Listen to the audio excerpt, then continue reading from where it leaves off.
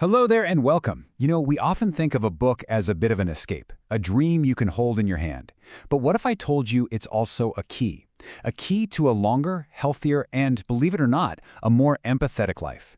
Today, we're going to unlock the remarkable, science-backed secrets that are hiding in plain sight, right there on your bookshelf. It sounds a bit like something out of a storybook itself, doesn't it? Could a collection of paper and ink actually add years to your life? Well, this isn't a fantasy. It's a question that very serious scientists have been asking. So let's dive in and see what they found out. So here's our roadmap. We'll kick things off with a pretty startling link to longevity. Then, we'll get into the mechanics of how that even works. From there, we'll see how reading helps us understand other people, how it can literally change who we are, and finally, what all of this means for you. Right then, let's get straight to it. The big one. How could something as simple, as quiet, as reading a book possibly help you live longer? Well, the evidence is, frankly, astounding. And look, this isn't just a small anecdotal thing. We're talking about a massive landmark study from Yale University. They followed over 3,500 people, all over the age of 50, for 12 long years, carefully tracking their reading habits and, crucially, their health. And the results were, well, they were a bit of a bombshell. On average, the people who read books lived almost 2 full years longer than those who didn't. That's a 23-month survival advantage. Just think about that for a second. Let me put that another way for you.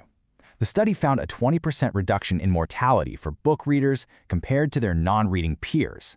That is a seriously significant protective effect. This chart here really paints the picture. It shows you how long it took for 20% of each group to pass away. For the non-readers, that milestone hit at 85 months. But for the book readers, it took 108 months. That is a huge, huge difference. Now, you might be thinking, but what about other factors? And that's the crucial bit. The researchers controlled for all the usual suspects. It didn't matter if you were a man or a woman, how much money you had, your level of education, or even your general health to begin with. The survival advantage of reading books just stuck. It was undeniable. So this obviously begs the question, what on earth is going on here? How can turning pages translate into having more time on the clock? Well, the answer seems to be all in our heads. The scientists at Yale pinpointed this key mechanism they call cognitive mediation. The idea is actually quite simple, but it's incredibly powerful. Reading isn't just a passive hobby, it's a proper mental workout. And this workout strengthens your brain's abilities, your cognition, and it's that enhanced brain function that actually drives the survival advantage. And that workout is happening on multiple levels. You see, every time you read, you're literally forging and strengthening new pathways between different parts of your brain. You're giving your memory a job to do by following plots and characters, you're expanding your vocabulary, and you're beefing up the core language centers of your brain. It's like a full cognitive MOT. But the benefits aren't just about raw processing power and memory. Reading also has this profound impact on how we understand and connect with other people. It helps us build what you might call an empathetic brain. It all comes down to a fundamental social skill called theory of mind. It's basically our ability to recognize that other people have their own thoughts, feelings, and points of view that are completely separate from ours. It's the very bedrock of empathy. And as it turns out, reading is one of the best personal trainers for it. Now, what's really interesting is that not all reading is created equal here.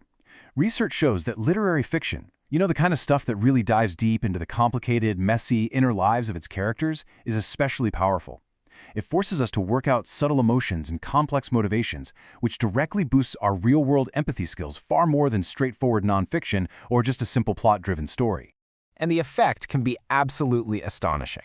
There was one study from Washington and Lee University that found that after reading just a 500-word story about a Muslim woman, people were significantly less likely to try and force faces of ambiguous race into strict categories. The story literally made their thinking more nuanced and flexible. Incredible, isn't it? Okay, so reading can help us live longer, think sharper, and feel more deeply with others. But believe it or not, the story doesn't end there. It can also fundamentally reshape who we are over time. Using the really well-established Big Five model of personality, studies have found that a long-term reading habit measurably changes us. It makes us more open to new ideas and experiences. It can make us more agreeable and cooperative, and it actually improves our emotional stability by decreasing neuroticism, meaning we're less prone to stress and worry. And I think this quote from a person in one of those studies just says it all, really. Reading fiction teaches us that life is full of nuance. It shows us that people and situations are rarely simple, and that understanding, in turn, helps us become more resilient and, as they put it, not so easily ruffled by whatever life throws at us. So, how does fiction pull this off? Well, the magic seems to be in the fact that we know it's make-believe. Because we're not being lectured or told what to think, our natural defenses just lower.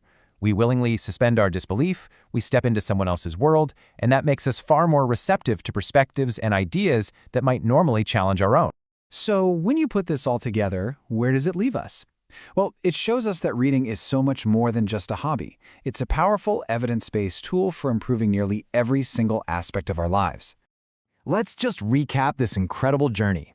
The simple act of picking up a book is linked to a longer life. It actively strengthens your brain, helping you think sharper. It cultivates empathy, helping you feel more deeply, and it can actually rewrite parts of your personality for the better, helping you grow wiser.